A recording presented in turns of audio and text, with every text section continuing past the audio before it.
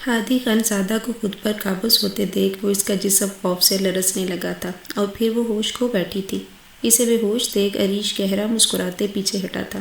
وہ جانتا تھا اس کی 17 سالہ بیوی اس سے ڈرتی تھی، اس لیے وہ اسے تکلیف دینے مزید اس کے قریب آتا تھا۔ دادا سائی اگر سمجھتے ہیں میں تمہاری معصومیت سے پگھل جاؤں گا تو وہ غلط ہے۔ میں ہمیشہ تم سے نفرت کروں گا، وہ کہتا کمرے سے نکل گیا تھا، پر نہیں جانتا تھا وہ تو بہت پہلے ہی اس معصومیت سے عشق کر بیٹھا تھا جس کا اندازہ اسے جلد ہونے والا تھا۔ آدھا سچ۔ دادا سائیں، آپ اتنا بڑا فیصلہ مجھ سے پوچھے بغیر کیسے کر سکتے ہیں؟ اور اگر یہ بات پہلے سے طے تھی تو مجھے اس کے بارے میں خبر کیوں نہیں ہونے دی؟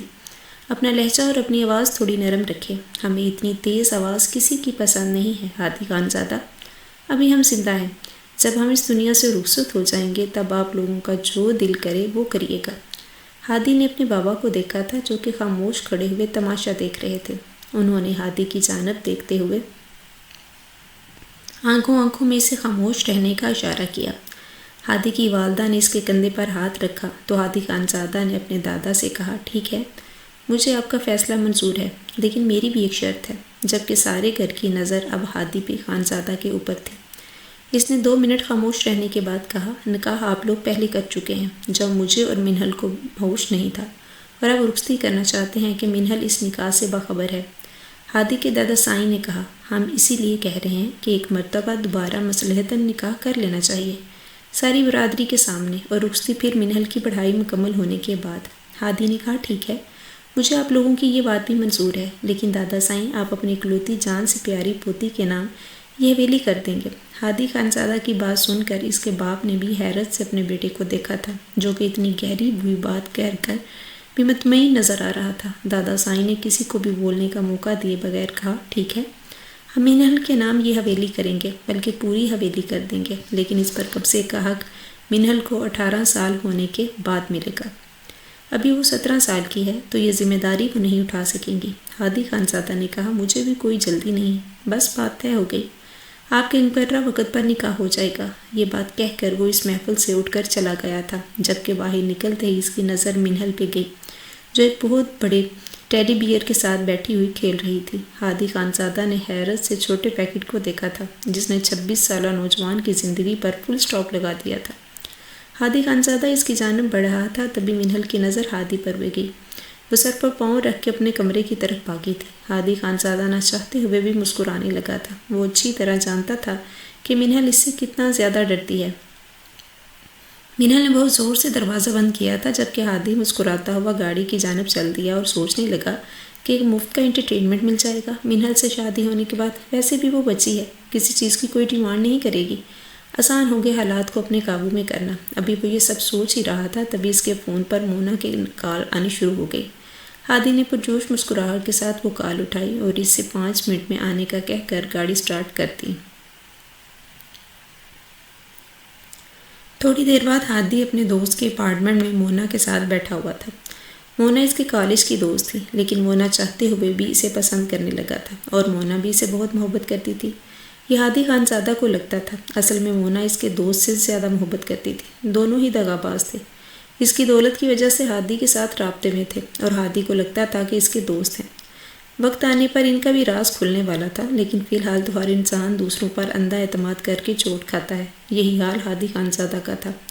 ہادی خانزادہ نے مونا اور علیان کو بتایا تھا کہ وہ کیسے اس کے دادا نے زبردستی اس نکاح کے لیے اسے منا لیا ہے، بدلے میں اس نے حویلی مانگی، وہ بھی دے دی۔ مونا تو ہادی خانزادہ کا نکاح کا سن کر ایک دم غصے میں آ گئی تھی، لیکن پھر اپنے حواس قابو میں رکھتے ہوئے بولی، ہادی تمہیں اپنے دادا کی بات اتنی آسانی سے نہیں مانی چاہیے تھی، کیا تم سچ میں اس سے شادی کر لو گے؟ ہادی میں تمہارے بغیر مر جاؤں گی، مونا نے آنکھوں میں نہ دکھنے والے آنسو بھرتے ہوئے کہا تھا، جبکہ ہادی خانزادہ بھی پل میں موم کی طرح پگھلتا ہوا اس کے آنسو صاف کرنے لگا تھا۔ علیان ان دونوں کو محبت کے بیچ لڑانے کے لیے اکیلا چھوڑ کے کمرے سے نکلتا چلا گیا تھا۔ لاکھ دوستی اور بے تکلفی ہونے کے باوجود بھی ہادی خانزادہ نے کبھی اپنی حد پار نہیں کی تھی اور اس بات کا کافی اثر تھا مونا پر۔ وہ چاہتی تھی کہ ہادی اور اس کے درمیان کے تمام راستے ہموار ہو جائیں تاکہ وہ ہادی سے مزید محبت اور دولت بٹور سکے، لیکن ہادی خانزادہ تو اس نکاح کا ارادہ رکھتا تھا۔ اس سے پہلے ہی دادا سائیں نے نکاح کا سوچا چھوڑ دیا تھا اور وہ اپنی سٹینڈرڈ کی اور پڑھی لکھی لڑکی سے شادی کرے جبکہ منہل اس کے چاچا کی بیٹی تھی، چاچا بھی وہ جس نے اس کی خالہ کو چھوڑ کر دوسری عورت سے شادی کی۔ یہ سچ ہر ایک چیز پر غالب تھا کہ منہل اس کی کزن ضرور تھی لیکن سگی نہیں۔ ہادی خانزادہ کے دل میں یہ زہر اس کی ماں نے بھرا تھا، جو کہ شروع سے ہی منہل کی ماں سے نفرت کرتی تھی۔ ہادی بھی ماں اور خالہ کی محبت میں اندھا ہو گیا تھا کہ اس نے حقیقت جاننے کی کبھی کوشش ہی نہیں کی تھی۔ ماضی یہ ان دونوں کی بات ہے جب ہادی خانزادہ کی 7ویں سالگرہ پر سارا ہی گھر خوش تھا، لیکن سب کو جھٹکا اس وقت لگا جب ہادی خانزادہ کے چچا نے اپنی بیوی پر بڑے مجمع میں ہاتھ اٹھایا تھا۔ دادا جی نے سب کے سامنے ان کا گریبان پکڑا تھا اور ان سے سوال کیا تھا کہ انہوں نے نیچ حرکت کیوں کی، جبکہ ہادی خانزادہ کے چچا نے کہا کہ یہ مناسب وقت نہیں ہے ان سب باتوں کا۔ وہ اس تقریب کے بعد سب کو بتائیں گے کہ اصل بات کیا ہے، لیکن ہادی کی خالہ نے بڑے مجمع کا فائدہ اٹھاتے ہوئے چیخ چیخ کر اپنے شوہر کے قصے سنانے شروع کر دیے۔ سب کو بتایا کہ ان کا شوہر ان سے محبت نہیں کرتا بلکہ اپنے کالج کی کسی دوست سے محبت کرتا تھا اور اسی کے عشق میں مبتلا ہے، شادی کے بعد بھی کسی عورت سے رابطے میں ہے۔ دادا جی نے جب اس بارے میں اپنے چھوٹے بیٹے سے سوال کیا تو اس نے بتایا کہ ایسا کچھ بھی نہیں ہے، وہ ان کے دوست کی بہن ہے، اسے آج مدد کی ضرورت پڑی تو اس نے فون کر لیا، جبکہ ان کی بیوی نے تماشا لگا لیا۔ وہ ان کے کردار پر غلط باتیں کرنے لگی تھی۔ یہ سب سن کر ان کی بیوی دوبارہ چلاتے ہوئے بولی، اب تمہاری حقیقت سامنے آ گئی ہے تو اسے جھٹلانے کے لیے ڈرامہ رچا رہے ہو۔ حقیقت میں یہ محبت کرتے ہیں، لیکن اگر میں ان کی زندگی میں نہ ہوتی تو اس سے شادی کرتے۔ جبکہ ان کے شوہر کے صبر کا پیمانہ لبریز ہو گیا اور انہوں نے کہا، تم بالکل ٹھیک کہہ رہی ہو، اگر مجھے بابا سائی مجبور نہ کرتے تو میں اسی شادی سے انکار کرتا ہوں، کیونکہ تم جیسی بدتمیز عورت کے ساتھ ایک لمحہ گزارنا بھی بہت مشکل ہے، پوری زندگی گزارنا تو بہت دور کی بات ہے۔ مگر اس بد لحاظ عورت نے بڑی محفل میں اپنے شوہر کا گریبان پکڑا اور بولی، تم جیسے مرد کی بیوی ہونے سے اچھا ہے کہ میں کنواری مر جاتی۔ اپنی ذات پر سوال دیکھ کر خانزادہ کے چاچا نے بڑی محفل میں اس عورت کو طلاق دے دی۔ پورے گھر میں سناٹا چھا گیا۔ اس دن کے بعد وہ گھر سے نکل گئے تھے، کبھی لوٹ کر نہیں آئے تھے۔ ان کی ماں اپنے بیٹے کی یاد میں روتے روتے بستر کو لگ گئی تھی۔ تقریباً 3 سال کے بعد جب وہ گھر واپس آئے تو ان کے ساتھ ایک چھوٹی سی بچی اور ان کی بیوی بھی تھی۔ ان کی بیوی جس کو انہوں نے طلاق دے دی تھی خانزادہ کی خالہ تھی، اور ان کی بڑی بہن نے جب اپنی بہن کی جگہ کسی اور عورت کو دیکھا تو بڑھ بڑھ کر جلی تھی، اور اس سے بھی زیادہ خوبصورت وہ بچی تھی جو کہ اس وقت اس عورت کی گود میں تھی، جس کا نام منہل تھا۔ اس دن سے ہی انہیں منہل سے سخت ترین نفرت ہو گئی تھی، لیکن ان کی ساس کی اچانک موت نے پورے گھر کو جھنجھوڑ کے رکھ دیا تھا۔ جبکہ اپنی والدہ کی اچانک موت نے انہیں گھر واپس آنے پر مجبور کر دیا، لیکن انہونی نے ایسا ان کے گھر کی داغ سجائی ہوئی تھی کہ سب کچھ برباد ہو گیا۔ منہل کو انہوں نے نینی کے ساتھ بیچ دیا، جبکہ دونوں پیچھے گاڑی میں آ رہے تھے۔ ابھی وہ لوگ پل کراس کر ہی رہے تھے تبھی پل ٹوٹا اور ان کی گاڑی کھائی میں جا گری تھی۔ دونوں ہی میاں بیوی بہت مر گئے تھے۔ یہ خبر جب گھر پہنچی تو سارے گھر میں کلبلاہٹ مچ گئی تھی۔ ہادی خانزادہ تو اس وقت 7 سال کا تھا جب اس کی ماں کی گود میں منہل کو ڈال دیا گیا۔ وقتی طور پر تو اس عورت کا دل نرم ہو گیا تھا، انہوں نے منہل کو اپنا بھی لیا تھا، لیکن جب اپنی بہن کی دوسری بار طلاق کا سنا تو انہیں شدت سے احساس ہوا کہ ان کا دیور ان کی بہن کو چھوڑتا اور نہ آج ان کی بہن در بدر پھرتی۔ ہادی خانزادہ نے جب اپنی ماں کو روتے دیکھا تو اس کی ماں نے سارا قصور اس کے چاچا کا بتا کر اپنی بہن کو ہی مظلوم اور بیچاری بتایا تھا۔ وقت گزرتا رہا اور منہل بھی بڑی ہونے لگی۔ جب ہادی خانزادہ کی ماں اپنے سسر کے سامنے تو اس سے بہت اچھی طرح سے رویہ رکھتی، لیکن ان کی غیر موجودگی میں ہادی خانزادہ بھی بات بات پر اسے ٹارچر کرتا تھا۔ منہل معصوم سی بچوں کی کھلونوں سے باتیں کر کے اپنا دل بہلانے لگی تھی۔ منہل اپنے دادا جان سے اپنے دل کی ساری باتیں کرتی تھی۔ انہیں بھی اپنی معصوم سی پوتی کی چھوٹی چھوٹی باتیں، شرارتیں بہت اچھی لگتی تھیں۔ دادا سائی کو جب پہلا ہارٹ اٹیک آیا، اس وقت ہادی کی عمر 12 سال تھی، جبکہ منہل اس وقت 7 سال کی تھی۔ ان دونوں کا نکاح کر دیا گیا۔ ہادی خانزادہ کی والدہ بھی خاموش رہیں کیونکہ وہ اپنے شوہر سے بہت زیادہ ڈرتی تھی، اسی لیے خاموش تھی، لیکن انہیں یقین تھا کہ جتنی نفرت انہوں نے ہادی خانزادہ کے دل میں منہل اور اس کے والدین کو لے کر بھر دی ہے، وہ رشتہ کبھی بھی آگے لے کر نہیں چلے گا۔ اسی وجہ سے وہ مطمئن تھی۔ وقت گزرتا رہا اور اب جب دادا جی کی طبیعت خراب ہوئی تو انہوں نے پھر سے رخصتی کی اور نکاح کا شوشہ اٹھا دیا تھا۔ ہادی خانزادہ نے اپنی ماں سے جب اس بارے میں کہا تو انہوں نے کہا کہ تمہارے دادا نے ہمیشہ ہمیں گھر سے نکالنے کی دھمکی دی ہے، اسی وجہ سے تمہارا باپ خاموش رہا۔ جب گھر ہی ہمارا ہو جائے گا تو ہمیں کسی چیز کا ڈر نہیں رہے گا، اور شادی کا کیا ہے، مرد کو تو 4 شادیوں کی اجازت ہے۔ ان کی بات سن کر ہادی خانزادہ نے بھی مکاری سے مسکراتے ہوئے اپنی ماں کو دیکھا تھا۔ ایسے ہی وقت گزرتا رہا۔ آج جب ہادی خانزادہ کی والدہ نے پچھلی باتوں کو یاد کیا تھا، انہیں اپنی بہن کی شدت سے یاد آئی تھی۔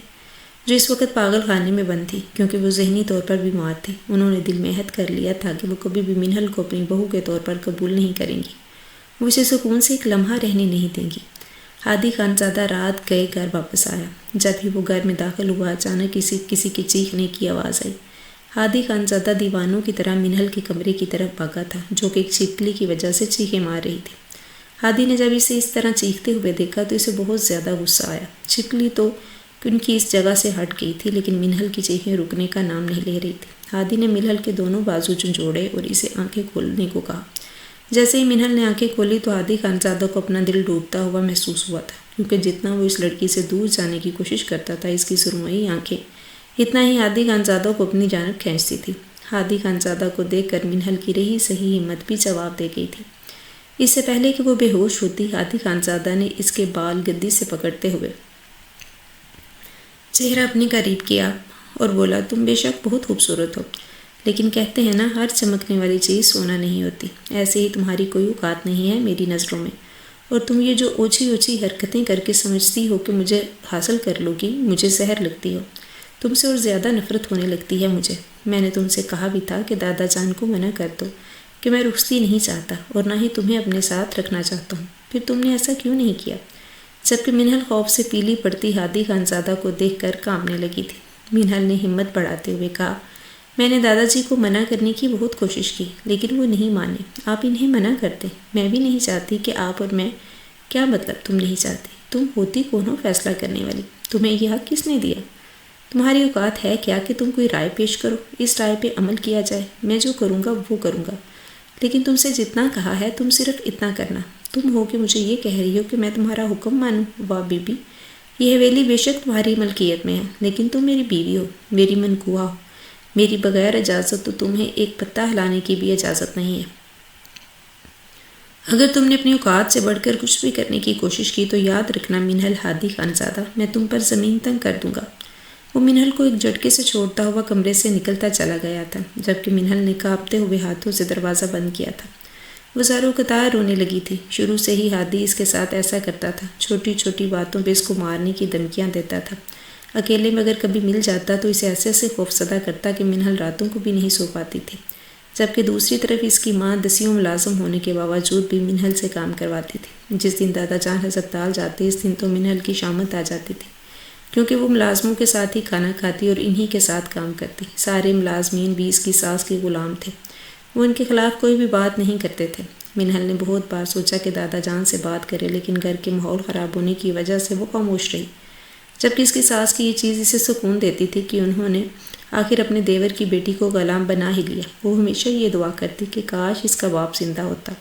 تم اسے بتاتی کہ کتنی تکلیف ہوتی ہے اپنی جان سے پیارے لوگوں کو تکلیف میں دیکھ کر، لیکن انہوں نے اپنے آپ سے وعدہ کیا تھا کہ وہ منہل کو کبھی بھی سکون سے رہنے نہیں دیں گی۔ منہل کو ہادی خانزادہ سے نکاح کرنے پر رہ رہ کر پچھتاوا ہوگا۔ جلتے کلستے ہوئے نکاح کا دن بھی آ گیا۔ منہل جب میرون کلر کے فراق میں سیڑھیوں سے اترتی ہوئی آئی تو ہادی خانزادہ نے اپنے دل کو پتھر کیا تھا، کیونکہ ہمیشہ سے وہ منہل کی خوبصورتی کا اعتراف کرتا آیا تھا، لیکن آج اس وقت وہ کوئی شہزادی کی سی لگ رہی تھی۔ جبکہ ہادی خانزادہ خود بھی بہت خوبصورت تھا لیکن منہل کے سامنے اس کی ساری خوبصورتی مان پڑ جاتی تھی۔ تھوڑی دیر بعد اجابو قبول ہوئے اور منہل ہمیشہ ہمیشہ کے لیے ہادی خانزادہ کے نام لکھ دی گئی۔ دادا جان کی خوشی دیکھنے کے قابل تھی، سب لوگ بہت مطمئن تھے، جبکہ ہادی خانزادہ بھی اپنے اوپر لبادہ اوڑے بیٹھا تھا۔ اس کی ماں بھی آگے بڑھ کر منہل کو چوم رہی تھی۔ پورا خاندان منہل کے اچھے نصیب کو دیکھ کر حیران تھا۔ ان لوگوں نے اپنے اوپر کول ہی ایسا چڑھا رکھا تھا۔ منہل کا دل بہت تیز دھڑک رہا تھا کیونکہ وہ جانتی تھی کہ آگے جا کر اس کے ساتھ کیا ہونے والا ہے۔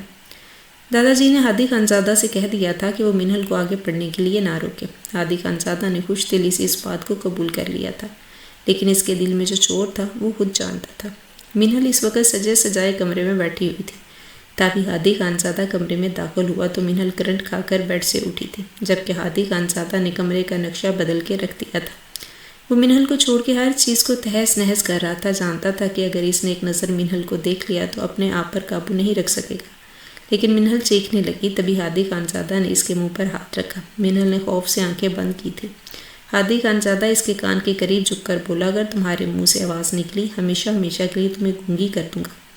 منہل نے اپنا سانس بھی روک لیا تھا، جبکہ ہادی خانزادہ کے پاس پڑے ہوئے ایک گلاس سے پانی پیا تھا۔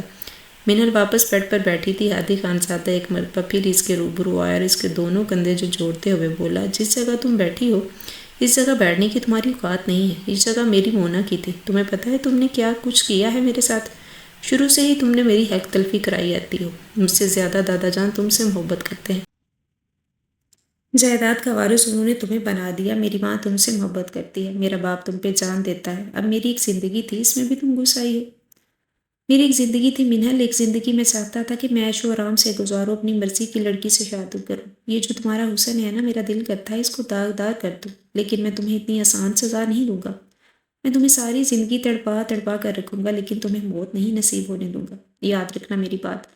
وہ ہادی خانزادہ کے منہ سے کسی اور کے لیے اعتراف محبت سن کر پتھر کی ہوئی تھی، جبکہ ہادی کا فون بجا اور وہ کمرے سے نکلتا چلا گیا۔ منہل نے اپنے منہ پر ہاتھ رکھا اور زمین پر بیٹھتی چلی گئی۔ وہ تو بہت چھوٹی عمر میں یہ بات جان گئی تھی کہ ہادی خانزادہ اس کا شوہر ہے اور وہ ساری زندگی ہادی خانزادہ کے ساتھ گزارے گی۔ وہ مغرور سا شہزادہ اسے بہت ہی خوبصورت لگتا تھا اور اس سے بہت زیادہ محبت کرتی تھی۔ ہر ایک ظلم و ہر ایک زیادتی وہ یہ سوچ کر برداشت کر جاتی تھی کہ شاید ان کی محبت دکھانے کا طریقہ یہی ہوگا۔ منہل کی ایک دوست تھی جو کہ اس کے دل میں چھپی ہادی خانزادہ کی محبت سے واقف تھی۔ وہ اکثر منہل کو یہی سمجھاتی تھی کہ شاید ہادی تم سے بہت زیادہ محبت کرتا ہے، لیکن وہ اندر سے نرم ہے تمہارے لیے، اوپر سے سخت بننے کی کوشش کرتا ہے تاکہ تم اسے چھوڑ کر نہ چلی جاؤ۔ اگر منہل کبھی اس بات سے انکار بھی کرتی تو اس کی دوست اسے کہتی کہ اگر ہادی تمہیں پسند نہ کرتا یا تم سے نفرت کرتا تو ابھی تک اس کے نکاح میں رہتا، آخر ایک عرصہ گزر چکا ہے تم لوگوں کے نکاح کو، اس سے تمہیں چھوڑنا ہی ہوتا تو بہت پہلے چھوڑ دیتا۔ اب جب تم اور اس رشتے میں بننے جا رہے ہیں، مضبوط رشتے میں بننے لگے ہو، تو وہ کیسے تمہیں چھوڑ سکتا ہے؟ عقل سے کام لو۔ منہل تو بہت خوش تھی کہ وہ اپنی نئی زندگی شروع کرے گی۔ ہر ایک صورتحال کے لیے اس نے اپنے آپ کو تیار کر رکھا تھا، لیکن یہ زخم کہ اس کا وہ محبوب جسے وہ بچپن سے لے کر اب تک اتنا چاہتی آئی ہے وہی اس کا نہیں ہے، وہ کسی اور لڑکی سے محبت کرتا ہے، اور اس بات کا اعتراف وہ منہل کے سامنے کر کے گیا ہے۔ منہل کو اپنے سینے میں درد اٹھتا محسوس ہوا تھا، چاہے یہ کسی محبت کے ختم ہونے کا دکھ تھا جس نے اسے توڑ کے رکھ دیا تھا۔ ساری رات وہ بیٹھی ہوئی روتی رہی تھی۔ اگلے دن جب کمرے کا دروازہ کھلا تو اپنی تائی کو کمرے میں آتے دیکھ کر منہل اٹھی تھی۔ جب اس کی تائی زور زور سے ہنسنے لگی، منہل حیرانی سے انہیں دیکھ رہی تھی۔ پتہ ہے منہل، مجھے لگا تھا کل رات تمہارا حسن دیکھ کر میرا بیٹا چاروں شانے چت ہو جائے گا اور آج صبح وہ تمہارا غلام اٹھے گا۔ اور پھر وہ زور زور سے ہنسنے لگی، لیکن کمرے کی حالت اور تمہارا یہ روپ دیکھ کر میرے دل میں ایسا لگ رہا ہے جیسے کسی نے ٹھنڈی پھوار برسا دی ہو۔ کتنی تکلیف ہوتی ہوگی نا تمہیں، کتنے ارمان ہوں گے تمہارا شوہر تمہارے ناز نخرے اٹھائے گا، تمہاری تعریف کرے گا، لیکن مجھے پتا ہے میرے بیٹے نے ایک نظر بھر کر بھی تمہیں نہیں دیکھا۔ منہل کی تو آنکھوں سے آنسو ہی سوکھ چکے تھے۔ وہ تو حیرانی سے اس عورت کو دیکھ رہی تھی جو کہ دوسری عورت کی تسلیم اتنے سخت الفاظ بول کر رہی تھی، جبکہ اس کی تائی دوبارہ پاگلوں کی طرح ہنستے ہوئے بولی، مجھے بھی اس تکلیف کا اندازہ ہے منہل، پتہ ہے کیسے؟ منہل کو لگا شاید ان کے سوئے ہوئے زمین نے یہ بات کہی ہے، لیکن ان کی اگلی بات سن کر منہل نے خاموشی سے سر جھکا لیا تھا۔ مجھے اس لیے پتہ ہے کیونکہ یہی تکلیف یہی میری بہن کی آنکھوں میں بھی دیکھ چکی۔ تمہیں پتہ ہے کتنی تکلیف ہوتی ہے اس وقت جب پتہ چلے کہ ہمارا محبوب کسی اور سے محبت کرتا ہے۔ تم اچھی طرح جانتی ہو کہ تمہارے تایا اور میں کزن تھے۔ میری شادی کے بعد نہ جانے کب میری بہن کو تمہارے باپ سے محبت ہو گئی۔ کتنی ہی منتیں مانگی تھی میری بہن نے، کتنے جتن کیے تھے تمہارے باپ سے شادی کرنے کے لیے، تھک کھا کر اس کی شادی تمہارے باپ سے ہو بھی گئی تو اس نے کبھی میری بہن کو خوش نہیں رکھا۔ خوش رکھتا بھی کیسے جب اس کا دل ہی نہیں تھا اس رشتے کو نبھانے میں۔ وہ تمہاری اس ماں کے حسن کے جال میں گرا ہوا تھا۔ وہ ذات ہی نہیں ہے، میں نے کبھی اس کو قصوروار سمجھا ہی نہیں۔ اصل قصور تو تمہاری ماں کا تھا جس نے میری بہن کی زندگی برباد کی۔ تمہاری ماں کا شاید کردار ایسا تھا۔ منہل نے جب اپنی ماں کے کردار پر بات سنی تو اس نے کہا، تائی جان خبردار، اگر آپ نے میری مری ہوئی ماں کے کردار پر کوئی بات کی۔ اچانک اس کی اتنی چلتی زبان دیکھ کر اس کی تائی نے ایک سناٹے دار تھپڑ اس کے منہ پر دے مارا۔ ایک تھپڑ سے ان کا دل نہیں بھرا تو انہوں نے ایک اور تھپڑ منہل کو مارنا چاہا، لیکن اچانک ان کا ہاتھ کسی نے پکڑ لیا۔ منہل تو حیران تھی ہی، لیکن ہادی خانزادہ کو دیکھ کر اس کی ماں بھی کافی طیش میں آئی تھی۔ انہوں نے جھٹکے سے ہادی سے اپنا ہاتھ چھڑوا لیا اور بولی، تم نے میرا ہاتھ کیوں پکڑا؟ تمہیں پتہ ہے کہ یہ کیا کر رہی تھی؟ جبکہ ہادی خانزادہ نے منہل کے آگے ہوتے ہوئے کہا، یہ کوئی بھی کچھ بھی کر رہی ہو تو آپ کو کوئی حق نہیں بنتا کہ آپ اس پر ہاتھ اٹھائیں۔ میں ان چیزوں کو پسند نہیں کرتا، ماں جائیں، آپ بار بلا رہے ہیں آپ کو۔ اور اپنے بیٹے کی رن مریدی دیکھ کر خاموشی سے نیچے چلی گئی، جبکہ منہل ابھی بھی سکتے کی حالت میں کھڑی تھی۔ ہادی نے پلٹ کر اس کے چہرے کی جانب دیکھا تو اس کی سوجی ہوئی آنکھیں اور شفاف گال پر انگلیوں کا نشان دیکھ کر نہ جانے ہادی خانزادہ کے دل کو کیا ہوا تھا۔ اس نے آگے بڑھ کر منہل کو ہاتھ لگانا چاہا، لیکن منہل اس کے سائڈ سے ہوتی ہوئی واش روم میں جا کر بند ہو گئی تھی۔ مینل نے اپنے خوبصورت چہرے پر انگلیوں کا نشان شیشے میں دیکھا تھا اور روتے روتے بھی زور زور سے ہنسنے لگی تھی۔ اس نے کہیں سنا تھا، حسن ضروری نہیں ہوتا، ایک عورت کے لیے نصیب ضروری ہوتا ہے۔ آج اسے اتنی گہری بات کا مطلب سمجھ آ گیا تھا۔ تھوڑی دیر بعد جب وہ نیچے آئی تو ہادی سمیت اس کی تائی نے بھی حیرت سے اس کی جانب دیکھا تھا۔ مینل اس وقت جامنی رنگ کے سوٹ میں بہت ہی زیادہ خوبصورتی سے کیے گئے میک اپ کے ساتھ آئی تھی۔ آتے ہی وہ اپنے دادا جان کے پاس گئی۔ انہوں نے بھی مسکرا کر اپنی پوتی کو اپنے وجود کا حصہ بنایا اور اس کی پیشانی کو چوما تھا۔ ہادی خانزادہ خاموشی سے اس چھوٹی سی لڑکی کو دیکھ رہا تھا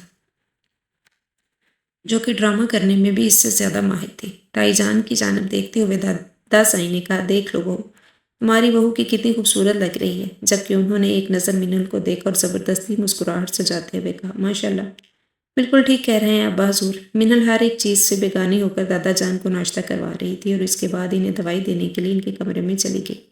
جبکہ ہادی خانزادہ نے اپنی ماں کا بگڑا ہوا رویہ دیکھا تو بولا، ماں آپ مجھے غلط سمجھ رہی ہیں، لیکن آپ خود سوچیں اگر دادا جان کو پتہ چل جاتا کہ آپ نے اس پر ہاتھ اٹھایا تو کیا رد عمل ہوتا۔ ایک وقت کے لیے انہوں نے بھی سوچا نہیں تھا کہ ایسا کچھ ہوگا۔ تب اس کی والدہ نے کہا، تم ٹھیک کہہ رہے ہو، لیکن اس نے بات ہی ایسی کی تھی، اس لیے میں نے ہاتھ اٹھا دیا۔ لیکن تم جسے معصوم سمجھ رہے ہو نا، دیکھنا وہ اس کے رنگ کیسے تیار ہو کر آئی ہے، جیسے کچھ ہوا ہی نہیں ہے۔ شادی بہت اچھی ہے۔ ہادی خانزادہ نے اپنی والدہ کو دیکھا اور بولا، تو اچھی بات ہے نا، یہ سب کر رہی ہے، اس میں ہمارا ہی فائدہ ہے، دادا جان کو شک نہیں ہوگا۔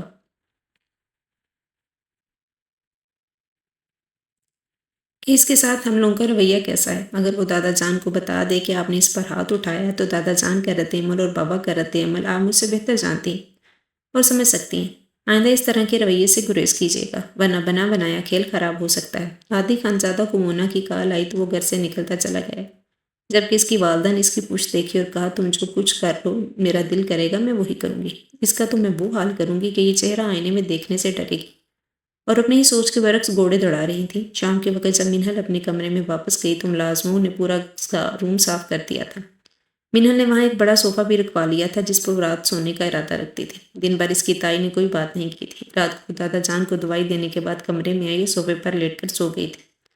دوسری طرف ہادی خانزادہ کے ساتھ مونا بے فضول کا ناٹک کر رہی تھی اور اس سے ناراض ہے اور اس نے سلیپنگ پلز کھا لی تھی۔ پہلے ہادی خانزادہ کو بہلاتی رہی، پھر اس سے زیادہ ایموشنل بلیک میل کرنے کے لیے اپنے گھر سے ہی نکال دیا۔ ہادی خانزادہ غصے کی حالت میں جب اپنے کمرے میں پہنچا تو منہل کو صوفے پر لیٹا دیکھ کر اس کی جانب چل دیا، مگر منہل کا جو حلیہ دیکھ کر اس کا تمام غصہ ہوا ہو گیا تھا۔ منہل اس وقت اپنی حالت سے بیگانی گہری نیند میں سو رہی تھی۔ ہادی خانزادہ نے جھٹکے سے اپنے بازو سے اٹھایا اور منہل کی نیند بھی ٹوٹی اور اپنے سامنے ہادی کو دیکھ کر اسے سمجھ ہی نہیں آیا کہ کیا ہو رہا ہے۔ ہادی خانزادہ نے اسے بیڈ پر پھینکا اور اس کی جانب بڑھتے ہوئے بولا، بہت شوق ہے نا تمہیں مجھ سے شادی کرنے کا، اس کمرے میں رہنے کا، دادا جان کے سامنے ناٹک کرنے کا، تو سب کچھ ٹھیک ہے نا، تو تمہیں آج ایک اور ناٹک کر کے دکھاتا ہوں۔ منہل کو سمجھ نہیں آیا وہ کیا کہہ رہا ہے۔ تبھی ہادی نے اپنی شرٹ اتاری اور اچانک منہل پر قابض ہوا۔ اس کی سانسوں پر قابض ہوتے ہوئے ہادی خانزادہ یہ بھول گیا تھا کہ اس کی بیوی 17 سال کی ایک نازک سی لڑکی ہے جس کو پھول بھی چھوتے ہوئے سوچتے ہیں، اور وہ اپنے جوان جذبات لے کر اس پر ایسا حاوی ہوا کہ منہل ہوش و حواس سے بیگانی ہو گئی۔ لیکن ہادی خانزادہ اسے تو اتنی آسانی سے نہیں بخشنا تھا۔ پاس پڑا ہوا گلاس لے کر اس میں موجود پانی سے اس کو ہوش دلوایا اور ایک مرتبہ پھر اس پر قابض ہونے لگا۔ تب منہل نے نازک سی مزاحمت کرتے ہوئے ہاتھ جوڑ دیے تھے۔ نائٹ بلب کی روشنی میں ہادی خانزادہ کو اس کی آنکھوں میں ٹھہرے ہوئے آنسو نظر آ رہے تھے۔ اس نے جھک کر اس آنسو پر اپنے لب رکھے تو منہل نے سسکی لی تھی۔ کیسا ستمگر تھا اس کا محبوب، زخم بھی دے رہا تھا اور مرہم بھی رکھ رہا تھا۔ ہادی خاموشی سے اپنے وجود میں منتقل کر کے سو چکا تھا، جبکہ منہل بھی اپنے تھکن سے چور بدن کے ساتھ ویسے ہی بے حس و حرکت پڑی ہے۔ صبح جب ہادی خانزادہ کی نیند ٹوٹی تو اس نے دیکھا منہل ڈریسنگ ٹیبل کے سامنے کھڑی ہوئی ہے اور اس کی پشت ہادی کی جانب ہے۔ اس کی پشت پر موجود نشان دیکھ کر ہادی خانزادہ کو اپنی رات کی کئی کارروائی یاد آئی تھی۔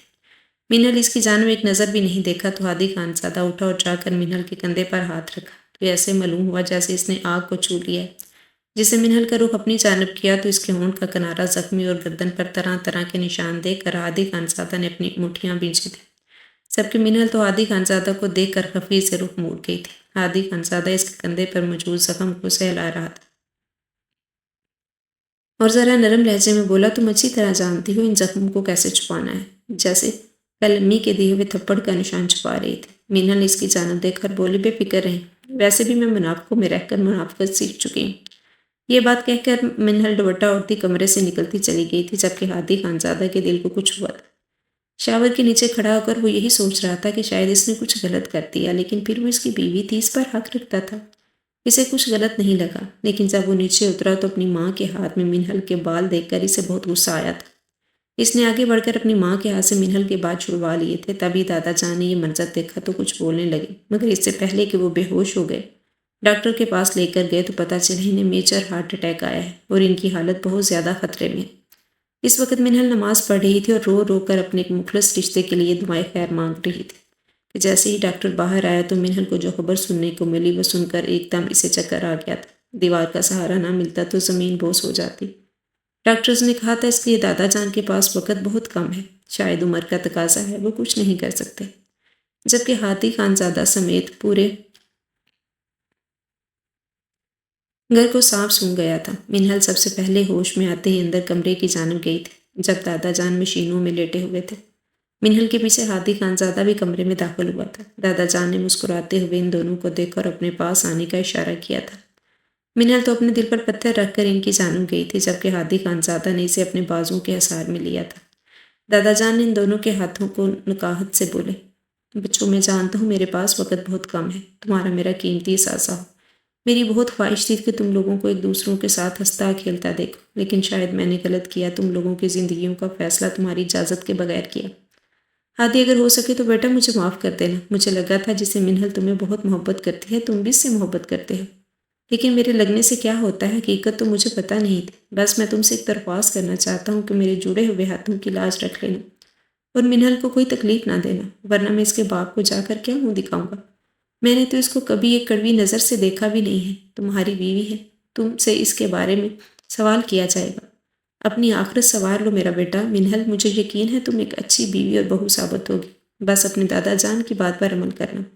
میں تم دونوں سے بہت محبت کرتا ہوں، تبھی چاہتا تھا کہ تم زندگی ایک ساتھ گزارو۔ اگر مجھ سے کوئی غلطی ہوئی تو مجھے معاف کر دینا۔ ابھی وہ اپنی بات مکمل کرتے تبھی ان کی روح پرواز کر گئی اور منہل بھی اس وقت ہوش و حواس میں بیگانہ ہو گئی۔ دادا جان کو اس دنیا سے رخصت ہوئے 2 دن ہو چکے تھے، جبکہ منہل ابھی بھی بے ہوش تھی۔ اسے بہت گہرا صدمہ لگا تھا۔ ڈاکٹرز کا کہنا تھا کہ اگر شوق کی وجہ سے ہو جاتے ہیں لوگ بے ہوش۔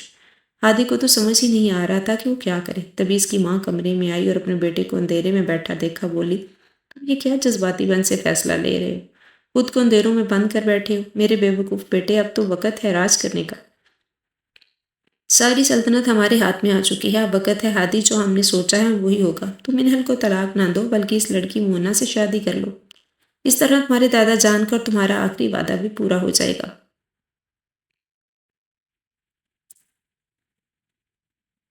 لیکن اپنی ماں کے حکم کو مان لو، میرا بھی تم پر کچھ حق ہے۔ ہادی نے سرخ آنکھوں سے اپنی ماں کو دیکھا اور بولا، اماں بھی چاہیں اب میرے دل کسی بھی فیصلے کے لیے تیار نہیں ہے، میں اسی لیے کچھ بھی نہیں کہنا چاہتا، آپ مجھے اکیلا چھوڑ دیں۔ جبکہ اس کی ماں کی چھٹی اس نے کام کیا اور اس نے پاس پڑی ہوئی چھڑی اٹھا کر اپنی کلائی پر رکھی اور اپنے بیٹے سے کہا کہ اگر تم ابھی اور اس وقت مونا سے نکاح کرنے کے لیے نہیں گئے تو میں اپنا ہاتھ کاٹ لوں گی، پھر ساری عمر کے لیے بیٹھے رہنا۔ ہادی یکدم سے اسے اپنی ماں کی جانب بڑھتا اس کے ہاتھ سے چھری لے کر دودھ پھینکے اور اپنے سینے سے لگاتے ہوئے بولا، اماں آپ کو کیا ہو گیا؟